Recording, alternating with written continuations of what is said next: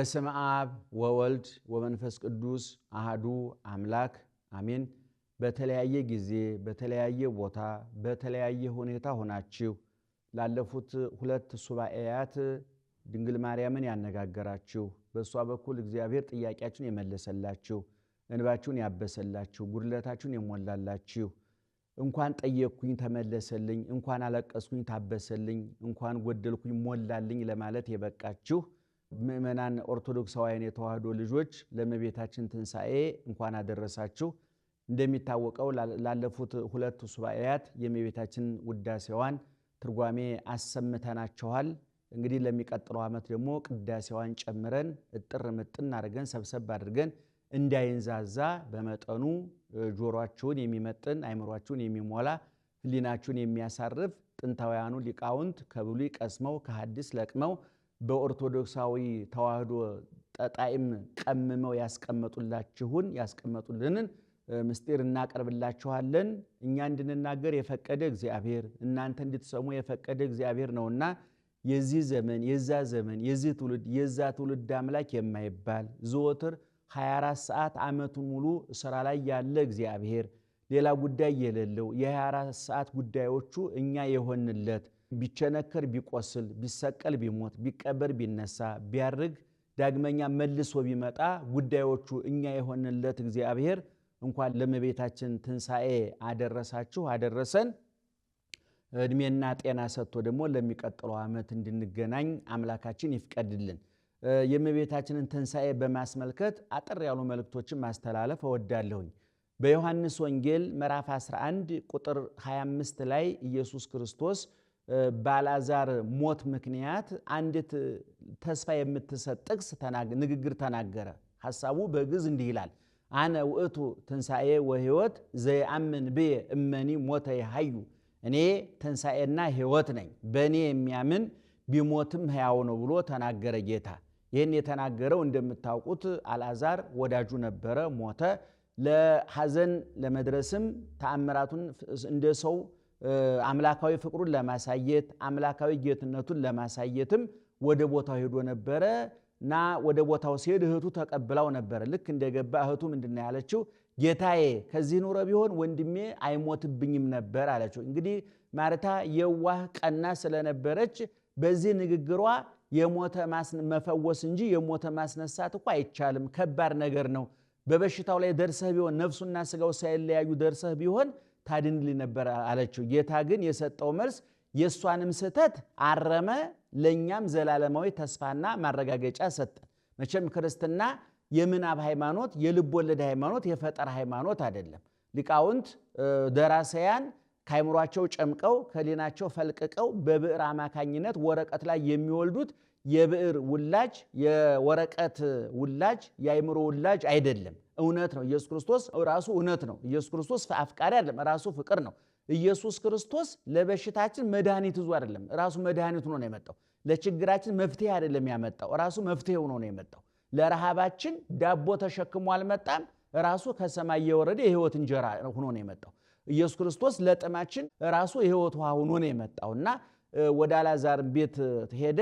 ስለዚህ እሷ ለተናገረችው መልስ ሲሰጥ ምን አለ? እኔ ትንሣኤና ሕይወት ነኝ፣ በእኔ የሚያምን ቢሞትም ሕያው ነው አለ። እሷ ፊት ለፊት የአልዓዛርን ስጋዊ ሞትና ስጋዊ መቃብር በሽታ እየነገረችው ነው። ክርስቶስ ግን ከዛ አልፎ ተርፎ የጠለቀ በአልዓዛር ስጋዊ ሞት የነፍሱን ትንሣኤ፣ በአልዓዛር ስጋዊ በሽታ መንፈሳዊ በሽታ፣ በአልዓዛር የሚታይ የሚዳሰስ መቃብር የማይዳሰሰውን የህሊና የአይምሮ መቃብር አስታኮ ነገራት ጌታ። እና ጌታ የተናገረው ምንድነው? እኔ ትንሣኤና ሕይወት ነኝ አለ። እንግዲህ የክርስቶስ ብዙ ስሞች አሉት። ስሞቹ በተደጋጋሚ እንደነገርናችሁ ከስሙ የጠለቀ ፍቅሩን የረቀቀ ክብሩን የረቀቀ ባህሪውን የመጠቀ ክብሩን የሚያሳይ ነው። ስራው ብዙ መሆኑን የሚያሳይ ነው። እና አሁን እኔ ትንሣኤ ነኝ አለ። ስሙ ከስራው የወጣ ነው። ትንሣኤነቱን አልዓዛርን በማስነሳት አሳይቷል፣ ራሱን በማስነሳት አስመስክሯል። ሕይወትነቱን የቀን ሬሳ የኢያኢሮስን ልጅ የመበለቷን ልጅ የአራት ቀን ሬሳ አልዓዛርን በማስነሳት ሕይወትነቱን አሳይቷል። ስለዚህ ኢየሱስ ክርስቶስ ስሙ ሕይወት ከተባለ ስሙ ትንሣኤ ከተባለ የዚህ ጌታ አምላክ ደግሞ ድንግል ማርያም ናት። የኢየሱስ ክርስቶስ እናቱ ድንግል ማርያም ናት። ኢየሱስ ክርስቶስ ስም የሕይወት ነው ካለ ድንግል ማርያም የሕይወት እናት ናት ማለት ነው። ኢየሱስ ክርስቶስ ስም የትንሣኤ ነው ካለ ድንግል ማርያም የትንሣኤ እናት ናት ማለት ነው። እመቤታችን ደግሞ ከቅጽል ስሞቿ መካከል አንዱ እመ ሕይወት ትባላለች። ድንግል ማርያምም እንደ ልጇ ብዙ ስሞች አሏት። እመ አምላክ፣ ወላዲተ አምላክ፣ እመ ብርሃን፣ መዝገበ ቃል፣ ሙዳየ ምስጢር፣ ምን ስፍር ቁጥር የሌለው ስም አላት። በጣም ብዙ ስም ከስራዋ የተነሳ የተሰጣት ስም ማለት ነው። ስለዚህ ክርስቶስ ሕይወት ከሆነ እሷ የሕይወት እናት ናት፣ እመ ሕይወት እንላታለን። ክርስቶስ ትንሣኤ ስለሆነ እሷ የክርስቶስ እናት ናትና የትንሣኤ እናት እንላታለን። በጣም ደስ የሚለው ደግሞ እሷ ላይ አይቆምም። እሱ ሕይወት ከተባለ አባታችን ነውና እኛ የሕይወት ልጆች ነን። እሱ ትንሣኤ ከተባለ እኛም የሱ ልጆች ነንና እኛ የትንሣኤ ልጆች ነን ማለት ነው። ስለዚህ እሱ ብርሃን ተብሎ የብርሃን ልጆች፣ እኛን የብርሃን ልጆች፣ እሷን እመብርሃን፣ እሱ ሕይወት ተብሎ እሷን የሕይወት እናት፣ እኛን የሕይወት ልጆች፣ እሱ ትንሣኤ ተብሎ እሷን የትንሣኤ እናት፣ እኛን የትንሣኤ ልጆች አሰኝቶናል። በዮሐንስ ወንጌል ምዕራፍ 1 ቁጥር 12 ላይ ወደ ወገኖቹ መጣ፣ ወገኖቹ አልተቀበሉትም። ለተቀበሉት በስሙ ላመኑት ግን የእግዚአብሔር ልጆች የሆኑ ዘንድ ስልጣን ሰጣቸው ተብሏል። እሷ እመ እግዚአብሔር ጸባዖት ያሸናፊ የእግዚአብሔር እናት ትባላለች። እኛ በግልባጩ ያሸናፊ የእግዚአብሔር ልጆች እንባላለን ማለት ነው። እና እንግዲህ አሁን የእመቤታችንን ትንሣኤ አክብረናል፣ እያከበርን ነው። እና ብዙ ሰዎች የድንግል ማርያም ትንሣኤ ለምን ይከበራል? እርገቷ ለምን ይከበራል? አረገች ተነሳችስ የሚል የት አለ የሚል ብዙ እንደው በሃይማኖት ጫማ ውስጥ ሆኖ የማይጠየቅ ሃይማኖታዊ ጥያቄ ያልሆነ ሃይማኖታዊ አንደበት የማይናገረው ሃይማኖታዊ ጆሮ የማይሰማው ሃይማኖታዊ ልቦና ሊያስበው የማይችል ጥያቄ ሲጠየቅ እንሰማለን። በነገራችን ላይ ምዕመናን ሃይማኖት ሳይንስ አይደለም፣ ፍልስፍና አይደለም፣ ሳይኮሎጂ አይደለም። ሳይንስ ያወቀውን ያምናል፣ ሃይማኖተኞች እኛ ደግሞ ያመነኑ እናውቃለን። እግዚአብሔርን ያመነው ስለምናውቀው አይደለም፣ ስላመነው አወቅ ነው። ሳይንስ ያወቀውን ሲያምን እኛ ደግሞ በግልባጩ ያመነውን እናውቃለን። ለዚህ ነው ቅዱስ ጳውሎስ በማመን እንጂ በማየት አንመላለስም ማለት እና ድንግል ማርያም ተነስታለች፣ አርጋለች። በጣም ደስ የሚለው ግን እሷ ብቻ አይደለችም። እሱ እንደተነሳ እኛም እንነሳለን። ልጇ ተነስቷል፣ እሷ ተነስታለች፣ እኛም የእሷ ልጆች እንነሳለን። በእውነት የክርስትናን ሃይማኖት ተወዳጅ ካደረጉት ቃል መካከል አንዱ ትንሣኤ ነው። ትንሣኤ ባይኖር ክርስትና ትርጉም የለውም። ክርስቶስ ከሰማይ የወረደው ከድንግል የተወለደው በበረት የጣጣለው በጨርቅ የተጠቀለለው ያን ሁሉ የ33 ዓመት መከራ የተቀበለው እኛም ሙተን እንድንነሳ ነው። ትንሣኤ የመቃብር ውጤት ነው። ሞት ሕይወት የሕይወት ውጤት ሳይሞቱ ሕይወት ሳይቀበሩ ትንሣኤ እንደሌለ ሁሉ ሳያምኑ መዳን የለም እና ትንሣኤ ቀላል ነገር አይደለም። አጠቃላይ የጥያቄዎቻችን ሁሉ መልስ ያለው ዛሬ እንደምታውቁት በዓለም ላይ ብዙ ስቃይ እንሰማለን። ጆሮ ሊሰማው፣ አንደበት ሊናገረው፣ ልብ ሊያስበው እንኳን የማይችል የመከራ ዶፍ እየወረደብን ነው። ይሄ ሁሉ ጥያቄ የሚመለሰው ክርስቶስ ሲመጣ ነው። ይህ ዓለም እስር ቤት ነው። እስር ቤቱ የሚዘጋው ክርስቶስ ሲመጣ ነው። ክርስቶስ ሲመጣ የእጃችን ሰንሰለት ይቆረጣል፣ የእግራችን እግር ብረት ይወልቃል። ይህ ዓለም እስር ቤት ነውና እስር ቤቱ ይዘጋል አይደለም፣ ይጠፋል። ተኖ በኖ ይጠፋል። እስረኞቹ እኛ ተፈተን ወደ ዘላለማዊ ርስታችን ወደ መንግሥተ ሰማያት እንመለሳለን። እንኳን ድንግል ማርያም እኛ እንነሳለን ለማለት ነው። በመጽሐፍ ቅዱስ የድንግል ማርያምን ትንሣኤ የሚያሳዩ ብዙ ምልክቶች አሉ። ለምሳሌ በኦሪት ዘፍጥረት ምዕራፍ 5 እኮ ሄኖክ ከነ ሕይወቱ እንደተሰወረ ተነግሯል። በመጽሐፈ ነገሥት ቀዳማዊ ኤልያስ ከነ ሕይወቱ በእሳት ሰረገላ በፈረስ ሰረገላ እንዳረገ እንደተሰወረ ተጽፏል። ብዙ የተሰወሩ ቅዱሳን እንዳሉ መጽሐፍ ቅዱስ ይናገራል። ስለዚህ እመቤታችን ተነሳች አረገች ስንል አናፍርም። እንዲያውም መጽሐፋችን ከመትንሣኤ ወልዳ ነው የሚለው። እንደ ልጇ ትንሣኤ ማለት እንደ ልጇ ትንሣኤ ማለት ሊቃውንት ሲያስተምሩን፣ ሲመክሩን፣ ሲያብራሩልን፣ ሲያመሰጥሩልን ሁለት ነገር ነው ብለውናል። አንደኛው እንደ ልጇ ትንሣኤ ማለት ልጇ እንደምታውቁት ዓርብ ተቀበረ፣ እሁድ ተነሳ። ወበከመ ተቀብረ ተንሥአ፣ እንደተቀበረ ተነሳ። ሙስና መቃብር አላገኘውም። ሙስና መቃብር ማለት በግዕዝ ቋንቋ የመቃብር ብልሽት፣ ብክለት ማለት ነው። መፍረስ፣ መበስበስ፣ መለወጥ ማለት ነው። የሰው ልጅ ሲቀበር የስሜት ሕዋሳት ስራቸውን ያቆማሉ። አይን ማየቱን ያቆማል፣ ጆሮ መስማቱን፣ እጅ መጨበጡን፣ ምላስ መቅመሱን፣ አፍንጫ ማሽተቱን ያቆማል። ስራውን ማቆማቸው ብቻ አይደለም፣ መሳሪያዎቹ ራሳቸው ይፈራርሳሉ። በመቃብር ውስጥ ብዙ መከራ ይገጥመናል። ኢየሱስ ክርስቶስ ዓርብ እንደተቀበረ ዕውር ተነሳ፣ ሙስና መቃብር አላገኘውም። አንዱ እንደ ልጇ ትንሣኤ ማለት ሙስና መቃብር ሳያገኛት መፍረስ፣ መበስበስ፣ መለወጥ ሳያገኛት እንኳን እናቱን እነ ሄኖክን ከነ ሕይወታቸው ሰውሯል። እነ ኤልያስን ከነ ሕይወታቸው ሰውሯል። ይክበር ይመስገን እግዚአብሔር።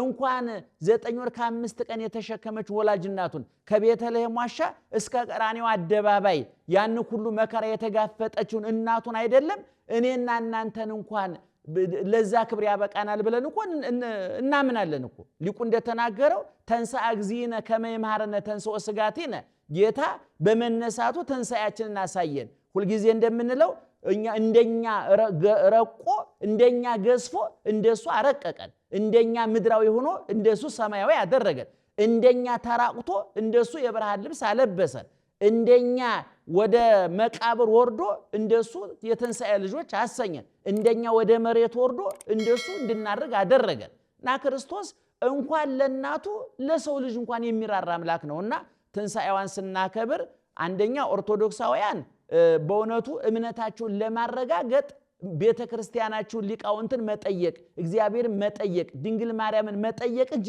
ሌሎች ሰዎች ስለ ድንግል ማርያም ምን እንዳሉ ማጣራት ይሄ ክርስቲያናዊ ጠባይ አይደለም፣ ሰባዊ ጠባይም አይደለም። ባለፉት ዓመታት ኢትዮጵያን የተቆራኘን አንድ ነገር አለ።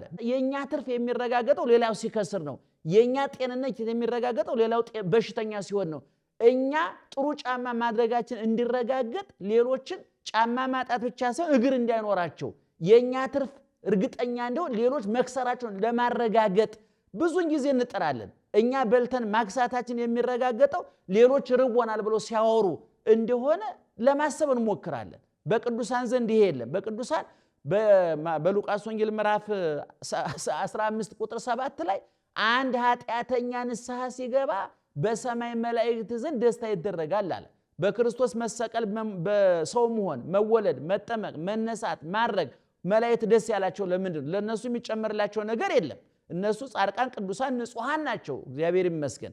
ነገር ግን አዳም ወደ ቀደመ ቦታው ስለተመለሰ እንደነሱ ከነሱ ጋር ለማመስገን ስለበቃ በአዳም ድህነት መላእክት ተደስተዋል። ቅዱሳንም ሲበቁ የሰው ልጅ በእምነት እያደገ በእውቀት እያደገ አስተሳሰቡ እየተለወጠ በሄደ ቁጥር የሌሎች ቁስል ይጠዘጥዘዋል፣ የሌሎች በሽታ ያመዋል፣ የሌሎች ረሃብ ይርበዋል። በሌላ በኩል ደግሞ አሁን በሱባኤ ሰንብተናል። እንግዲህ ከሞላ ጎደል ከብዙ ኃጢአቶች ተጠብቀናል። አንደበታችን ከምግብ ብቻ ከሚታየው፣ ከሚዳሰሰው፣ ከሚበላው፣ ከሚጠጣው፣ ከመዝናኛው ነገር ለ15 ቀን ያህል ተጠብቀናል። አንዳንዶቹ ኃጢአታቸው ፖዝ አድርገው ሱባኤ የገቡ ሰዎች አሉ። ለምሳሌ ሐምሌ 30 ላይ ከጓደኛው ጋር ተቀጣጥሮ ለአንድ ለ15 ቀን አንገናኝም፣ ከ15 ቀን በኋላ እንገናኝና ሁሉንም ነገር እናደርጋለን። ልክ እግዚአብሔር ለ15 ቀን እግዚአብሔር ስራ ሰርቶ ከ15 ቀን በኋላ መስማት፣ መቅጣት፣ መሸለም የሚያቆም የሚመስላቸው የዋሆች አሉ። እግዚአብሔር የዘወትር አምላክ ነው። እግዚአብሔር የክት አምላክ አይደለም። ክርስትናም የክት ልብስ የዘወትር ልብስ ነው። ዘወትር በመውጣታችን በመግባታችን ከቀን እስከ ከጧት እስከ ማታ ከማታ እስከ ሌሊት ድረስ የ24 ሰዓት አምላክ ነው እግዚአብሔር። ቅዱስ ዳዊት ወበምስካቤን ይዝየከረከ በመኝታ ያስብሃለሁ አለ። በሱቅ ማሰብ ብቻ አይደለም፣ በመኝታ ማሰብ፣ በቢሮ ማሰብ ብቻ አይደለም፣ በቤት ውስጥ ማሰብ፣ በብርሃን በጨለማ በቀን በሌሊት በመጥፎም በጥሩም ቦታ ሁሉ እግዚአብሔር ማሰብ ያስፈልጋልና በእውነት ሱባኤዋን ምክንያት አድርጋችሁ መጠጥ ያቆማችሁ፣ ሲጋራ ያቆማችሁ፣ ጫት ያቆማችሁ፣ ሐሜት ያቆማችሁ፣ ከቂም በቀል የነጻችሁ እንደታረቃችሁ ቅሩ ልንላችሁ አንችልም። መጣላት ሊመጣ ይችላል። መቼም ይሄ አሁን የለበስኩት ካባ ንጹህ ትናንትና ቆሻሻ ነበር፣ ታጠበ፣ አሁን ንጹህ ነው ለበስኩት። ነገ ላለመቆሸሹ ማረጋገጫ መስጠት አልችልም። የኛ ሰውነት እንደዚህ ማለት ነው። ትናንትና ቆሸን ኃጢአተኞች ነበር፣ እግዚአብሔር ይመስገን ዛሬ ነጽተናል፣ ዛሬ ተቀድሰናል። ነገ ላለመቆሸሻችን ማረጋገጫ አንሰጥም። ነገ እንደምንጸዳ እንደምንታጠብ ግን ማረጋገጫ መስጠት እንችላለን። አምላካችን የወደቀ ማንሳት፣ የረከሰ መቀደስ፣ የቆሸሸ ማጠብ፣ የጠፋ መፈለግ ብቻ ሳይሆን ፈልጎ ማግኘት እንደሚችል አሳይቶናል። 100 በጎች የነበሩት አንድ ሰው ነበረ። ከመቶዎቹ አንዱ በግ ጠፋበት። 99ን ትቶ አንዱን ፍለጋ ሄደ ባገኘውም ጊዜ ደስ አለው በትከሻው ተሸክሞት መጣ እንደተባለ ዛሬም እኛ የጠፋነውን ክርስቶስ ተሸክሞ በእኛ መመለስ ደስ ይለዋል ምክንያቱም ዋጋ ከፍሎብናል ብር አይደለም ወርቅ አይደለም የከፈለብን እጁን እግሩን የከፈለብን በጅራፍ ነው ሐሞት ኮምጣጤ ነው ቁስል ነው የከፈለብንና ባክነን ባዝነን ስንጠፋ ቁስሉ ይጠዘጥዘውና ሐሞት ኮምጣጤ አንገሸግሸዋል ግርፋቱ ይሰማዋል የከፈለው ዋጋ ይሰማዋል ስለዚህ እንደው በዚህ በሱባኤዋ አማካኝነት ወደ ሰላማዊ ሕይወት የመጣችሁ ታርቃችሁ ሱባኤ የገባችሁ እንደው ስንወጣ ይዋጣልናል ብላችሁ ከሆነ ያንን በዛው ዘግታችሁ ፋይላችሁን ዝጉና አዲስ ሕይወት ውስጥ ግቡ እንግዲህ ዛሬ የእመቤታችን ትንሣኤ ቅድም እንደተናገርኩት አንደኛው እንደ ልጇ ትንሣኤ ማለት ሙስና መቃብር የሌለበት ማለት ነው ሌላው ደግሞ ሊቃውንት ደግሞ ሲናገሩ በተቀበረ በሶስተኛው ቀን ተነስታለች ብዙ አስተያየቶች አሉ ነገር ግን ዋናውና መያዝ ያለብን ጭብጡ እመቤታችን ተነስታለች ይሄ መነሳቷ አዲስ ነገር አይደለም ልጇ ማን ነው የሚለው ጥያቄ ይመልሰዋል ልጇ ማን ነው እግዚአብሔር ነው እግዚአብሔር ምንድነው ይክልኩሉ አልወዘ ይሳኑ ሁሉን ነገር ማድረግ የሚቻለው ነው ዓለምን በጠቅላላ ካለመኖር ወደ መኖር ያመጣ በኋላ ደግሞ ከመኖር ወደ አለመኖር የሚያሳልፍ ለዋጭ ቀያሪ አምላክ ነውና እናቱን ቢያስነሳት እናቱን ቢያሳርጋት ብርቅ አይደለም ነው እመቤታችን ልዩ ፍጥረት ናት ብለናል ሁሉ ጊዜ እንደምንለው በከመይቤ መጽሐፍ ማይከለ ፈጣሪ ወፍጡራን ከፈጣሪ በታች ከፍጡራን በላይ አይባልም የሚልም ሰዎች ሰምቻለሁ እኔ በጣም ይገርመኛል እኔ ከፈጣሪነት ቀጥሎ ያለው ቦታ የፈጣሪ እናት መሆን ነው ከዛ ቀጥሎ ያለው የፈጣሪ አገልጋይ መሆን ነው እኔ ሁሉ ጊዜ እንደምንለው በእግዚአብሔር ለድንግል ማርያም የሚሰጠውን የመጨረሻ ክብር ነው የሰጠው እግዚአብሔር ለድንግል ማርያም ልጨምር እንኳን ቢል ከዚህ በኋላ የሚጨምረው ክብር የመጨረሻውን ክብር ነው የሰጣት ምክንያቱም እናቱ ከማድረግ ምን ሊያደርጋች እግዚአብሔር ጸባዖት የእግዚአብሔር እናት ተብላለች ከእግዚአብሔር እናትነት ቀጥሎ ያለው ደግሞ እግዚአብሔርነት ነው እግዚአብሔርነትን ደግሞ አዳም ተመኝቶ ዲያብሎስም ቀምቶ አልተሳካላቸው አዳም ከገነት የተባረረው አምላክነትን ሲሻ ነው ዲያብሎስ ከክብሩ የተባረረው አምላክነትን ሲሻ ነው ድንግል ማርያም ግን ልኳን ደረጃዋን የምታውቅናትና እሷ ምንድነው ያለችው ሰውነቴ እግዚአብሔርን ታከብረዋለች ልቡናዬም በጌታዬና በመንፈሴም በጌታዬና በመድኃኒቴ ሐሴት ታደርጋለች ምክንያቱ እስመረ የሕማማ ላመቱ የባሪያውን ውርደት ተመልክቷልና ብላ ትህትና የሞላባት እመትህትና የትህትና እናት ናትና እመቤታችን አትተካም ሁሉ ጊዜም እንደምንነገረው አትተካም ምትከላት ሌሎች ይተካሉ ጻድቃን ይተካሉ ሰማዕታት ይተካሉ ክርስትና ነው የመተካካት ሃይማኖት ነው አይደለም እኛ ስራ አቅም አንሶን ነገሩ መተካካቱ ተቋርጦ ነው እንጂ በቅዱስ ጴጥሮስ ቦታ እነ ቅዱስ ጊዮርጊስ ተተክተዋል በእነ ቅዱስ ጳውሎስ ቦታ እነ ዮሐንስ አፈወርቅ ተተክተዋል በእነ ዮሐንስ አፈወርቅ ቦታ እነ ቅዱስ ያሬድ እና አባ ጊዮርጊስ ዘጋስጫ ተተክተዋል በእነ አባ ጊዮርጊስ ዘጋስጫ እነ መላከ ብርሃን አድማሱ ጀንበሬ ብዙ ሊቃውንት የቤተክርስቲያን ሊቃውንት እዚህ እንደው ስማቸው ማንዘር ሊቃውንት ተተክተዋል ክርስትና የመተካካት ሃይማኖት ነው የማይተካኩ ሁለት ነገሮች አሉ አንድ እግዚአብሔር አይተካም ሁለት ድንግል ማርያም አትተካም ምትክ አልባ አማራጭ አልባ እናት ነው የሰጠን እግዚአብሔርና እንግዲህ ትንሣኤዋን የምታከብሩ ወገኖቻችን ያከበርን ወገኖቻችን እንኳን ለዚህ አበቃን እንኳን ሰላም ሆነን በጤና ወጥተን ገብተን ጾመን ለፍች አደረሰን እንደምታውቁት በመጽሐፍ ቅዱስን መሰረት ተደርጎ በተደነገገው በፍትሐ ነገሥቱ ኦርቶዶክሳውያን የተዋህዶ በዓላት ጾምን ተንተርሰው እንዲከበሩ ተደርገዋል ምክንያቱም ሳይገሉ ሳያጣሩ ወሬ ሳይገሉ ጎፈሬ ይባላል ለመፎከር መግደል ጦርነት ማሸነፍ ያስፈልጋል እና ሳይጾሙ ፋሲካ የለም ሁሉም ታላላቅ በዓሎቻችን ጾምን ተንተርሰው የተዘጋጁ ናቸው ለምሳሌ የሰኔን ጾምን ስንጨርስ የቅዱስ ጳውሎስና የቅዱስ ጴጥሮስን ዕረፍት እናከብራለን ባለፈው ተናግረናል ብርሃናተ ዓለም ቅዱስ ጳውሎስ ቅዱስ ጴጥሮስ ዕረፍተ በዓላቸውን የምናከብረው የሐዋርያትን ጾመን ከጨረስን በኋላ ነው የገናን ጾም ደግሞ ጾመን ስንጨርስ የጾማችን መደምደሚያ የክርስቶስ ልደት ነው ጾመ ገሃድንም ስንጾም የጾማችን ማግስት ጥምቀት ነው የአብይ ጾምን ስንጨርስ መደምደሚያው ፋሲካ ነው ይችም የእመቤታችን ጾም ስናጠናቀቅ በሱባኤ የከረምነው የሱባኤ ውጤት ትንሣኤ ነው የትንሣኤ ውጤት ድንግል ማርያም ናት የድንግል ማርያም ደግሞ የታማኝነት የታዛዥነት የንጽህና የድንግልና ውጤት ደግሞ ክርስቶስ ነው እኛ ክርስቶስ ደግሞ እኛን ለውጤት ለድህነት ያበቃ አምላክ ነው። ስለዚህ ኦርቶዶክሳውያኑ ይህን የመሰለ ውብ ስርዓት ዘመንን የሚያስረጅ እንጂ ዘመን የማያስረጀው ጊዜን የሚያስረጅ እንጂ ጊዜ የማያስረጀው በእኛ መውረድ መውጣት በእኛ ማመን መካድ የማይመጠን ስርዓትና እምነት የሰሩልን አባቶቻችን በረከታቸው ይድረሰን። በድጋሜ እንኳን ለድንግል ማርያም ትንሣኤ አደረሳችሁ። ስለ ትንሣኤዋ፣ ስለ ሞቷ፣ በሞቷ ጊዜ ምን ተከናወነ የሚሉትን ዝርዝር ጉዳዮች ደግሞ ቤተ ክርስቲያን ዓመቱን ሙሉ ታስተምራለችና በሌላ ዝግጅት አሟልተን አስፍተን አምልተን እንነግራችኋለን። አሁን ግን እንዳይረዝምባችሁ ትንሣኤ ላይ ናችሁ፣ በዓል ላይ ናችሁ፣ ደስታ ላይ ናችሁ። ይችን መልእክት ለማስተላለፍ ነው። በእውነት እኛን ኃጢአተኞችን መርጦ ለእናቱ ምስክር ያደረገን የእናቱን ንጽህና ድንግልና እንድንመሰክር እናቱን በአፋችን እንድንጠራ የፈቀደ እግዚአብሔር ክብርና ምስጋና ይግባው። እኔ በግሌ እንደው የእግዚአብሔርን ትዕግስት አደንቃለሁ። በምንድን ነው የማደንቀው?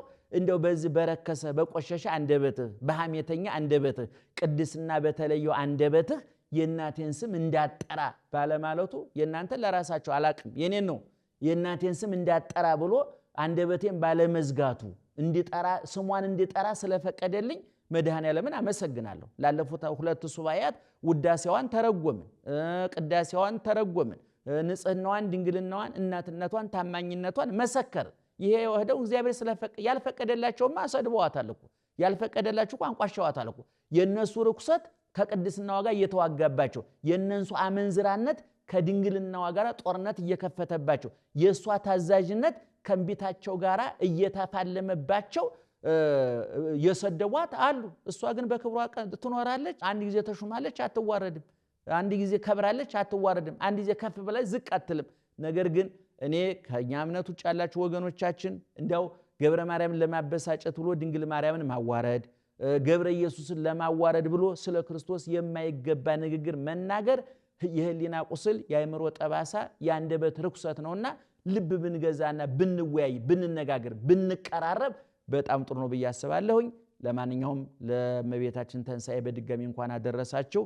ባለፈው ትርጓሜውንም ሰምታችሁ አስተያየት ስለሰጣችሁኝ በእውነት የተደወለ ስልክ የተላከ ቴክስት በቴሌግራም ላይ የላካችሁልን በስልክ ቴክስት የላካችሁልን እዛው ላይ አስተያየት የጻፋችሁ ሁሉ በእውነት ወደፊት ጠንክረን በርትተን እንድንናገር የበለጠ እንድናመሰጥር ገፋፍታችሁናልና እናመሰግናለን። አሁንም ቪዲዮዎቹን እየተመለከታችሁ እዛው ላይ አስተያየት እየጻፋችሁ ጥያቄ እየጻፋችሁ የበለጠ ኦርቶዶክሳዊት ሃይማኖታችሁ ተዋህዶ ሃይማኖታችሁን ቆፍረን ዘርዝረን አመስጥረን የተደበቀውን አውጥተን የረቀቀውን አጉልተን እንድንነግራችሁ አበርቱን፣ አጠንክሩን። እግዚአብሔር ከእናንተ ጋር ይሁን። እግዚአብሔር ይስጥልኝ።